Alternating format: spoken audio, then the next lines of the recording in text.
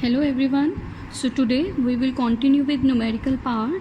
So first numerical of today's lecture is the current flowing through a pure inductance of 2 millihenry is I is equal to 15 cos 300 t ampere. ये current की value हमें यहाँ given है. So we have to find first RMS value of current, second average value of current for a complete cycle. ठीक है. अब इस question में देखो हमें करंट की ये वैल्यू गिवन है. इसे सबसे पहले हम स्टैंडर्ड इक्वेशन के साथ कंपेयर करेंगे. ठीक है. कंपेयर करने के बाद हम देखेंगे आई नोट क्या है एंड ओमेगा क्या है, एंड देन हम आरएमएस वैल्यू का फॉर्मूला लगाएंगे एंड आरएमएस वैल्यू फाइंड कर लेंगे. एंड सेकेंड पार्ट देखो एवरेज वैल्यू पूछी है. Average value means mean value पूछी है for complete cycle. Complete cycle के लिए मीन वैल्यू हमें पता है 0 होता है. सो सेकेंड पार्ट का आंसर डायरेक्ट 0 आएगा. Okay. So C in solution सबसे पहले मैंने गिवन लिखा है. Given I is equal to 15 cos 300 t.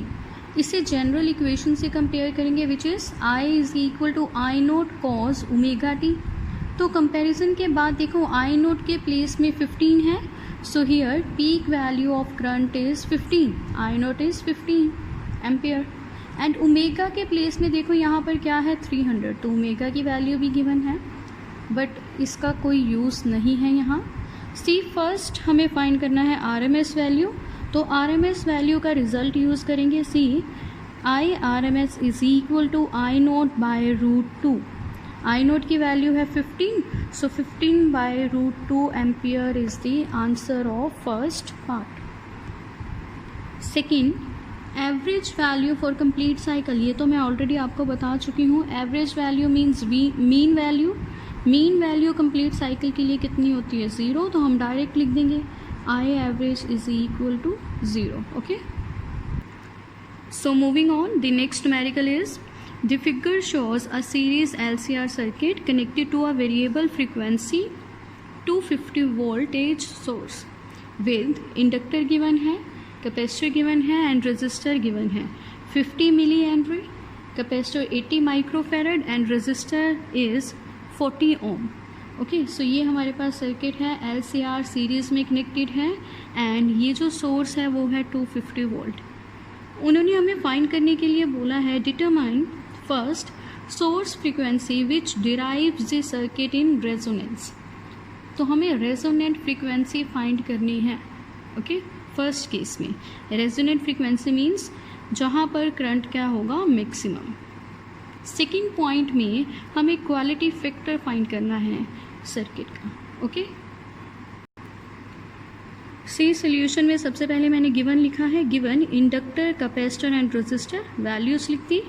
Milli henry था तो हेनरी में कन्वर्ट कर दिया है. माइक्रोफेरेड था तो फेरेड में कन्वर्ट कर दिया है and resistor as it is और voltage supply is 250 volt. First हमें रेजोनेंट फ्रीक्वेंसी फाइंड करनी है. तो रेजोनेंट फ्रीक्वेंसी का फॉर्मूला आपको पता है. न्यू या न्यू आर भी लिख सकते हैं. आर इनिशियल जो होगा वो रेजोनेंट रिप्रेजेंट करेगा. न्यू आर का फॉर्मूला है 1/2 pi root of L C. So 1/2 pi as it is. L है हमारे पास 50 इंटू 10⁻³ हेनरी. सी है 80 इंटू 10⁻⁻6 फेरेड. ओके. सो इस फैक्टर को सॉल्व करेंगे तो इसका रिजल्ट हमारे पास 500 आएगा. So frequency resonant frequency is equal to 1/2 pi into 500 which comes out to be 250/5. So frequency की वैल्यू आएगी 79.6 मीन्स अप्रोक्सीमेटली 80 हर्ट्ज. सो ये है रेजोनेंट फ्रीक्वेंसी की वैल्यू. देन क्वालिटी फैक्टर उन्होंने फाइंड करने के लिए बोला है विच इज़ क्यू. क्यू का फॉर्मूला आपको याद होगा. Q is VL/VR. Q is VL/VR. VL की वैल्यू थी हमारे पास आई नोट XL बाय VR की वैल्यू आई नोट R. आई नोट कैंसिल हो जाएंगे तो XL की वैल्यू क्या थी ओमेगा L. तो मैंने यहाँ उसी टर्म्स में ये लिखा है. Q is equal to XL/R था. XL की value omega L. Resonant frequency लेंगे हम तो एंगुलर फ्रीक्वेंसी जो है उसे मैंने ओमेगा R लिख दिया है. ओके. सी एल हमारे पास है, आर है, ओमेगा आर कैसे निकालेंगे? ओमेगा का formula in terms of frequency लिख देते हैं, इट इज़ 2 पाई न्यू। इस फैक्टर को देखो, हमारे पास न्यू है, अगर इस वैल्यू को मैं 2 पाई से मल्टीप्लाई कर दूँ मीन्स 2 पाई न्यू हो जाएगा ये, और वो क्या है? ओमेगा।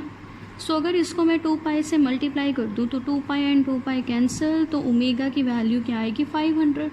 तो यहाँ देखो मैंने डायरेक्ट क्यू में ओमेगा आर की वैल्यू 500 ली है, इंडक्टर की वैल्यू 50 इंटू 10⁻³ रेजिस्टर की वैल्यू 40। इसे सॉल्व करेंगे तो क्यू वैल्यू आएगी हमारे पास 0.625। सो ये है क्वालिटी फैक्टर। सी ऐसे क्वेश्चंस में आपको देखना है कि क्या क्या गिवन है एंड आपको फॉर्मूले लर्न होने चाहिए, फ्रीक्वेंसी का एंड एंगुलर फ्रीक्वेंसी का एंड क्वालिटी फैक्टर का, तो ये ईजिली हो जाएंगे। Okay, so next numerical is 11th। Calculate the quality factor of series LCR circuit with inductor की वैल्यू गिवन है, कैपेसिटर की वैल्यू गिवन है, रेजिस्टर की वैल्यू गिवन है। Mention the significance of quality factor of LCR। यहाँ हमारे पास देखो L, C and R given है, ओके, फ्रीक्वेंसी नहीं गिवन कोई भी, तो क्वालिटी फैक्टर का फॉर्मूला हम in terms of L, C and R he use करेंगे। ठीक है, सो सोल्यूशन में मैंने गिवन लिख दिया है, गिवन L, C कन्वर्ट कर दिया है एंड R। क्वालिटी फैक्टर का फॉर्मूला हमारे पास जो रिजल्ट आया था LCR की फॉर्म में वो है 1/R root of L/C। So 1/R की वैल्यू, रूट ऑफ L की वैल्यू 2, C की वैल्यू ये है, पुट करेंगे तो क्वालिटी फैक्टर आएगा 100। So after solving Q value is 100। Okay, ये है क्वालिटी फैक्टर। सो हमें सिग्निफिकेंस भी देना है क्वालिटी फैक्टर का। See quality factor means sharpness of current, और क्या होगा? करंट मैक्सिमम होगा मीन्स डैम्पिंग लेस होगी। ठीक है, so moving on next numerical. First part, find the value of phase difference between the current and voltage in series LCR circuit shown below. हमें diagram given है, हमें phase difference find करना है इस question में। ओके, और हमें बताना है कि कौन लीड कर रहा है, करंट और voltage. Okay, second part, without making any other changes, C find value of additional capacitor C dash to be connected in parallel with C in order to make power factor of the circuit unity। ठीक है, इसमें देखो very very important numerical है ये। इसमें उन्होंने LCR series circuit हमें दिया हुआ है और L की वैल्यू, C की वैल्यू, R की वैल्यू दी हुई है, V की वैल्यू भी हमें दी हुई है, और उन्होंने फर्स्ट बोला है फेज डिफरेंस कैलकुलेट करें वोल्टेज एंड करंट में। ओके, सो हम फेज डिफरेंस का फॉर्मूला लगाएंगे जो हमने LCR में किया है, tan phi, वहाँ से कैलकुलेट करेंगे फेज डिफरेंस। फिर हमें बताना है करंट या EMF या वोल्टेज में से कौन लीड कर रहा है, सो हम फेज डिफरेंस से बता देंगे वो। ओके, एंड देन वो बोल रही हैं कि फाइंड करो वैल्यू C डैश की, मीन्स एक एडिशनल कैपेसिटर की वैल्यू हमें फाइंड करनी है जिसे हम C के साथ, ये जो कैपेसिटर है इसके साथ कनेक्ट करेंगे पैरेलल में, जिससे क्या होगा, ये जो हमारा LCR सीरीज सर्किट है इसका पावर फैक्टर यूनिटी हो जाए। पावर फैक्टर क्या है? cos phi। cos phi की वैल्यू क्या हो जाए? 1। ओके, सो सोल्यूशन में सबसे पहले गिवन टर्म्स लिखी है मैंने। गिवन इंडक्टर मिली हेनरी था, हेनरी में कन्वर्ट किया, एंड आपको पता है 1 milli is equal to 10⁻³ capacitor micro farad में था, फैरेड में कन्वर्ट किया। सी अगर हम वोल्टेज की इक्वेशन देखें, वोल्टेज की इक्वेशन है V is equal to V0 sine, यहाँ पर है 1000t प्लस 5। वैसे जनरल इक्वेशन में क्या होता है?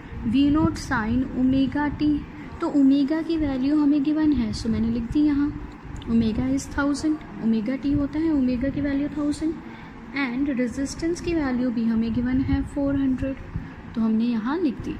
फर्स्ट उन्होंने बोला है फेज डिफरेंस कैलकुलेट करें करंट एंड वोल्टेज का, तो LCR में फेज डिफरेंस का फॉर्मूला है tan phi is equal to X L minus X C by R. ये हम ऑलरेडी कर चुके हैं LCR में, ठीक है।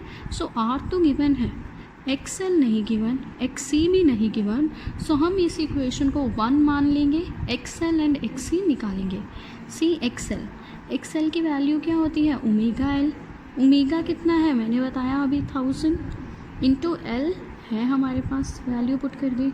सो एक्स एल कितना आया 100। Similar way X C find करेंगे, X C is equal to 1 by omega C. ये फॉर्मूले हम ऑलरेडी कर चुके हैं LCR में, ओके। सो ओमेगा की वैल्यू है हमारे पास, सी की वैल्यू है, पुट करेंगे तो एक्स सी कितना आएगा 500, okay. So X L and X C हमारे पास है, दोनों के यूनिट्स ओम, रेजिस्टेंस की वैल्यू भी है। सो tan phi क्या हो जाएगा, tan phi is X L is 100 minus X C is 500 above divided by 400 R, okay. So ये क्या हो जाएगा -400 बाई 400, कैंसिल होने के बाद tan phi की वैल्यू क्या आएगी -1। सो tan phi की वैल्यू आई -1, यहाँ से phi निकाल लेंगे, phi आएगा tan इनवर्स -1, सो phi की वैल्यू आएगी 135 डिग्री।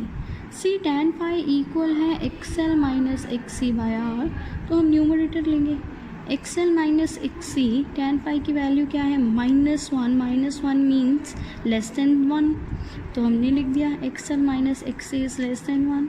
तो जब हम इसे इस साइड ले जाएंगे और कंक्लूड करेंगे, मीन्स सिर्फ रिजल्ट लिखेंगे, तो ये आएगा X L is less than X C. अब देखो एक्स एल अगर छोटा है एक्स सी से, इट मीन्स इसमें डोमिनेटिंग कौन सा है, कैपेसिटर का। सो कैपेसिटर के केस में करंट क्या करता है, लीड करता है, ठीक है। एक्स सी की वैल्यू ज़्यादा है एक्स एल से, तो मीन्स डोमिनेटिंग क्या है, कैपेसिटर, ठीक है। कैपेसिटिव रिएक्टेंस है ज़्यादा, तो हम बोलेंगे कि ये इस AC सर्किट में कैपेसिटर वाले सर्किट का रिज़ल्ट आएगा। मीन्स कैपेसिटर में क्या था, करंट लीड करता था, तो यहाँ भी करंट लीड करेगा किससे, वोल्टेज से या EMF से, कितने फेज डिफरेंस से, 135 डिग्री से, ओके। सो मैंने यहाँ लिख दिया है current Leeds voltage bye phase difference of 135 degree. So second part में वो बोल रहे हैं कि पावर फैक्टर क्या है, ये मैं आपको पावर वाले आर्टिकल में बता चुकी हूँ, cos phi, power factor cos phi होता है, ये यूनिटी होना चाहिए, मीन्स cos phi 1 होना चाहिए। तो सर्किट कौन सा है, LCR सर्किट। सो LCR सर्किट में से अब हम इम्पीडेंस ट्रायंगल में से cos phi की वैल्यू फाइंड करेंगे। सो मैंने लिख दिया है फ्रॉम इम्पीडेंस ट्रायंगल आपको पता है, hypotenuse Z, base R and perpendicular XL minus XC, और ये एंगल फाई। यहाँ से हम cos phi निकाल सकते हैं, cos is base by hypotenuse, so base is R, hypotenuse is Z, so R by Z, और Z की वैल्यू मैंने लिख दी है √R² plus XL minus XC का स्क्वायर। अब ये cos phi की जो वैल्यू है ये किसकी इक्वल होनी चाहिए, 1 की इक्वल, बिकॉज उन्होंने बोला है पावर फैक्टर यूनिटी होना चाहिए, तो मैंने पुट कर दी value R/√R² plus XL minus XC का स्क्वायर इक्वल टू 1। सो अब हम XL एंड XC की वैल्यू पुट करेंगे यहाँ। So R as it is by √R² plus XL की value omega L minus XC की वैल्यू 1 बाई ओमेगा C होती है। यहाँ हम कैपेसिटर C1 लेंगे, C1 मीन्स टोटल कैपेसिटेंस। जैसे क्वेश्चन में मैंने आपको बताया था, उन्होंने पूछा है एडिशनल कैपेसिटर क्या हम लगाएं, मीन्स क्या पैरेलल में अटैच करें C से कि पावर फैक्टर यूनिटी हो। तो हम मान लेते हैं कि एडिशनल कैपेसिटर लगाने के बाद जो टोटल कैपेसिटेंस आ रही है वो C1 है, तो हमें तो टोटल कैपेसिटेंस ही लेनी है सर्किट की, वही कंसिडर करेंगे। सो C1, ठीक है, एंड होल स्क्वायर इस फैक्टर का इज इक्वल टू 1, ओके, लिखा भी है मैंने, where C1 is the total capacitance. Again repeat कर देती हूँ मैं, क्वेश्चन में बोला गया है कि एडिशनल कैपेसिटर C', उन्होंने C' गिवन दिया है, वो फाइंड करें जिसे हम कनेक्ट करें C के साथ। C ऑलरेडी सर्किट में है, कैसे कनेक्ट करें, पैरेलल में, कि पावर फैक्टर क्या हो जाए हमारा यूनिटी, तो यहाँ पर पावर फैक्टर हम यूनिटी मान रहे हैं, ठीक है। सपोज़ हमने कैपेसिटर लगा दिया पैरेलल में, लगाने के बाद हमें टोटल कैपेसिटेंस से मतलब है। सो टोटल कैपेसिटेंस क्या है? C1. So where C1 is the total capacitance of the circuit. So next step में हम इस फैक्टर को इस साइड ले जाएंगे और दोनों साइड जब हम स्क्वायर करेंगे इधर R² बन जाएगा और ये फैक्टर अब इस साइड है तो रूट का square means root cancel. Okay, so C वही लिखा है मैंने, R² प्लस ω_L - 1/ω C1 का whole square is equal to R² यहाँ से कैंसिल हो जाएंगे तो ये फैक्टर बचेगा। यहाँ से हम लिख सकते हैं ω_L is equal to 1/ω C1। सो मैंने लिख दिया। अब हमारे पास ओमेगा की वैल्यू है, L की भी है, ओमेगा की वैल्यू है, C1 की वैल्यू नहीं है। टोटल कैपेसिटेंस हमें नहीं पता। C ओमेगा इंटू L हमारे पास 100 आएगा। कैसे? ओमेगा की वैल्यू है 1000 एंड L इंडक्टर की वैल्यू है 10⁻⁻1 सॉल्व करने के बाद, तो यहाँ से हमारे पास 100 आएगा इज इक्वल टू 1/ω की वैल्यू है 1000 गिवन है क्वेश्चन में इंटू C1। यहाँ से हम C1 निकाल सकते हैं, C1 इस साइड आ जाएगा तो ये 100 नीचे। सो C1 कितना आएगा? 10⁻⁻5 फेरेड। सो ये टोटल कैपेसिटेंस है सर्किट की, ठीक है। मींस इतनी कैपेसिटेंस टोटल होगी तभी पावर फैक्टर यूनिटी होगा। और एक और चीज़, इसे हम लिख सकते हैं, अगर इस वैल्यू को मैं 10 से मल्टीप्लाई करूं और 10 से डिवाइड कर दूं तो ये नीचे वाला 10 ऊपर आकर क्या हो जाएगा? -6। ओके, मीन्स यहाँ पर 10⁻⁻6 बन जाएगा और ये 10 एज इट इज़। इस 10⁻⁻6 को हम माइक्रो लिख सकते हैं।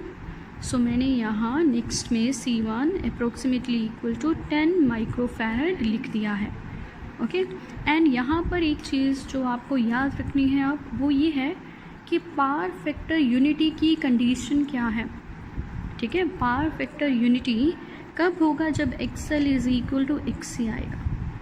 यहाँ पर तो हमने पूरा cos phi फाइंड किया बिकॉज LCR है सर्किट ये, ठीक है। अदरवाइज अगर कहीं पर आपको XL एंड XC की वैल्यू गिवन है और पावर फैक्टर यूनिटी बोला है तो सीधा ये इक्वेशन आप यूज़ करेंगे, ठीक है। अब हमारे पास C1 तो आ गया, टोटल कैपेसिटेंस आ गई। टोटल कैपेसिटेंस है हमारे पास एक C कैपेसिटर जो LCR में लगा हुआ है 2 माइक्रोफैरड का, वो है। हमें एडिशनल कैपेसिटर फाइंड करना है। ओके, सो हम टोटल कैपेसिटेंस का फॉर्मूला लगाएंगे। C टोटल कैपेसिटेंस हमारे पास C1 है एंड पैरेलल कॉम्बिनेशन में हम डायरेक्टली ऐड करते हैं कैपेसिटेंसेस को, तो C प्लस C' कर दिया, where C' is additional capacitance जो हमें चाहिए, जो हम पैरेलल में लगाएंगे C के साथ। ओके, C1 हमारे पास है, C हमारे पास है, तो C' क्या आएगा? C1 minus C। C1 हमारे पास अभी आया 10 माइक्रोफैरड, C है 2 माइक्रोफैरड, तो सब्ट्रैक्ट किया, सो C' इज 8 माइक्रोफैरड। सो ये हमारा आंसर है। सी इस क्वेश्चन को दोबारा से रिपीट कर देती हूँ मैं। इसमें सबसे पहले हमें फेज डिफरेंस फाइंड करना है। ये LCR सीरीज सर्किट है तो आप tan phi लगाएंगे। ओके, उसके बाद आपको XL एंड XC से बताना है कि करंट लीड करेगा या लैग, एंड देन आपको पावर फैक्टर यूनिटी करना है, ठीक है।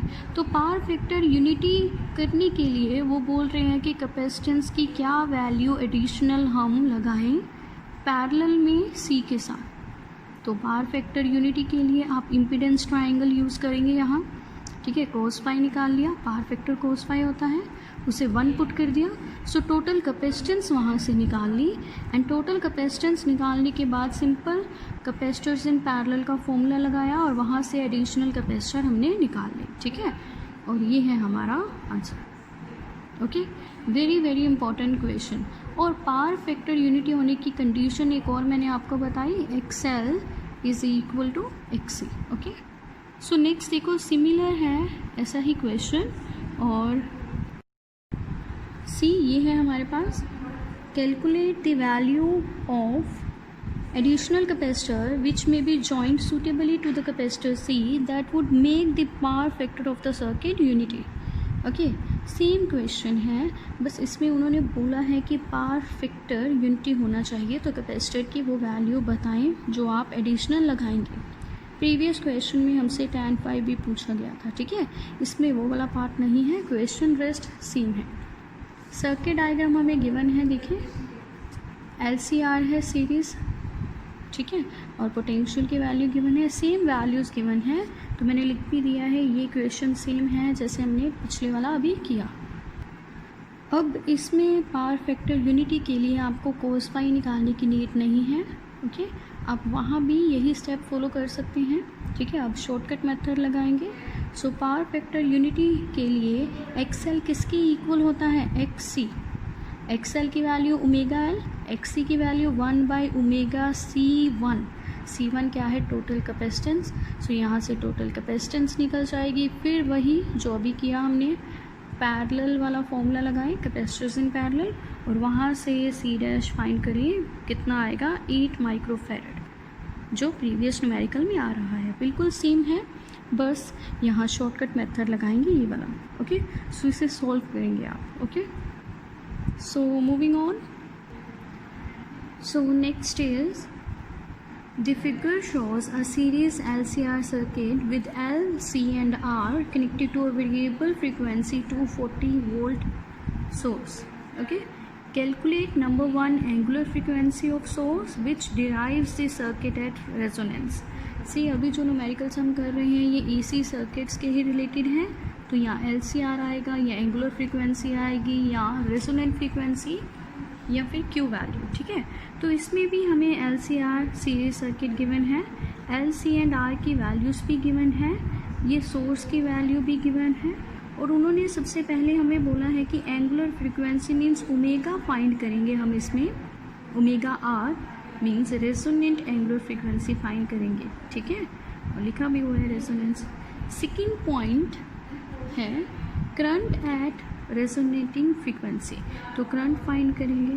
हमें पता है रेजोनेंस पर करंट मैक्सिमम होता है, करंट मैक्सिमम तो इम्पीडेंस मिनिमम, इम्पीडेंस रेजोनेंस पर किसके इक्वल होती है, R की इक्वल। रेजोनेंस फ्रीक्वेंसी या रेजोनेटिंग फ्रीक्वेंसी पर Z होता है R की इक्वल, इम्पीडेंस R की इक्वल हो जाती है, ठीक है, मीन्स मिनिमम हो जाती है। थर्ड पॉइंट है RMS potential drop across the inductor at resonance, तो हमें रेजोनेंस पर बताना है कि पोटेंशियल ड्रॉप कितना हुआ अक्रॉस इंडक्टर, तो यहाँ हम ओम्स लॉ लगा देंगे, ओके। ओम्स लॉ क्या आता है, V is equal to IR, ठीक है, RMS चाहिए तो V RMS is equal to I और R। अब ये जो रेजिस्टेंस है मीन्स ऑपोजिशन है वो हम इंडक्टर वाले लेंगे, तो वो क्या हो जाएगा XL, ठीक है। सो इस क्वेश्चन में LCR सीरीज सर्किट है, L, C एंड R की वैल्यूज़ गिवन है, ओके, सोर्स की वैल्यू गिवन है, हमें 3 पॉइंट्स फाइंड करने हैं। फर्स्ट एंगुलर फ्रीक्वेंसी रेजोनेंस पर, सेकेंड करंट फाइंड करना है रेजोनेंस पर, थर्ड पोटेंशियल ड्रॉप फाइंड करना है इंडक्टर के across, okay. So let's start. Solution में मैंने गिवन लिखा है, L, C, R गिवन है और V RMS गिवन है। अब एक पॉइंट आपको यहाँ याद रखना है कि जो भी वोल्टेज की वैल्यू जिस भी न्यूमेरिकल में AC सर्किट्स के आपको गिवन होगी, ओके, सपोज 30 वोल्ट गिवन है, 320 वोल्ट गिवन है, 240 वोल्ट गिवन है, वो RMS वैल्यू ही होगी, ठीक है। तो जब लिखा होगा मैक्सिमम वोल्टेज, मैक्सिमम का मतलब पीक वैल्यू, ठीक है, जब मैक्सिमम लिखा होगा तभी आप उसे पीक वैल्यू मानेंगे, अदरवाइज जितनी भी वोल्टेज या करंट की वैल्यूज़ आपको स्टेटमेंट में गिवन होंगी डायरेक्टली, जैसे यहाँ 240 वोल्ट लिखा है, वो RMS वैल्यूज़ होंगी, ठीक है। सो फर्स्ट हमें रेजोनेटिंग एंगुलर फ्रीक्वेंसी फाइंड करनी है, वो क्या है ओमेगा आर, और ओमेगा आर का फॉर्मूला हमें पता है 1/√LC। सो 1/L की वैल्यू C की वैल्यू पुट करेंगे तो ओमेगा आर आएगा 50 रेडियंस पर सेकेंड, ठीक है, ये ओमेगा आर की वैल्यू है हमारे पास, तो ओमेगा आर आ गया। अब हमें क्या फाइंड करना है, current eight resonating frequency. So current find करने के लिए हम ओम्स लॉ लगाएंगे, ठीक है। V क्या होता है IR, सो आई क्या हो जाएगा V by R. So I R M S is equal to V R M S by Z. हमें पोटेंशियल की R M S value given है, उससे अगर हमें करंट फाइंड करना है तो वो भी आर एम एस ही होगा. ठीक है. एंड ये जेड. तो यहाँ पर जेड रेजोनेंस पर जेड किसके इक्वल होता है, आर के. तो जेड को चेंज कर दो. I R M S is equal to V R M S by R. V R M S की वैल्यू 240, आर की वैल्यू 60. तो यहाँ से कैंसिल करने के बाद करंट की वैल्यू कितनी आएगी, 4 एम्पियर. ठीक है. सो ये है आपके पास करंट की वैल्यू. अब देखो हमें क्वेश्चन में सिर्फ लिखा है करंट एट रेजोनेटिंग फ्रीक्वेंसी, तो हम I R M S find करेंगे. अगर लिखा होता मैक्सिमम करंट, मैक्सिमम जब भी वर्ड आ जाए आपको समझना है कि उसमें वो पीक वैल्यू फाइंड करने के लिए बोल रहे हैं. आप यहाँ तक तो करेंगे, इसके बाद पीक वैल्यू निकाल लेंगे. वो कहाँ से निकालेंगे, I R M S is equal to क्या होता है, आई नोट बाई √2. ठीक है. रिलेशन यूज़ करेंगे आर एम एस वैल्यू का, तो I naught maximum value peak value क्या हो जाएगी, √2 into I R M S. यहाँ से आप आई नोट निकाल लेंगे ईजिली. ओके. तो क्वेश्चन में स्टेटमेंट पे आपको फोकस अच्छे से करना है कि क्या क्या गिवन है, तभी होगा. फिर से रिपीट कर रही हूँ, कोई भी पोटेंशियल की वैल्यू गिवन हो, ठीक है, जैसे 240 वोल्ट या 311 वोल्ट या 340 वोल्ट, तो ये R M S values given होंगी.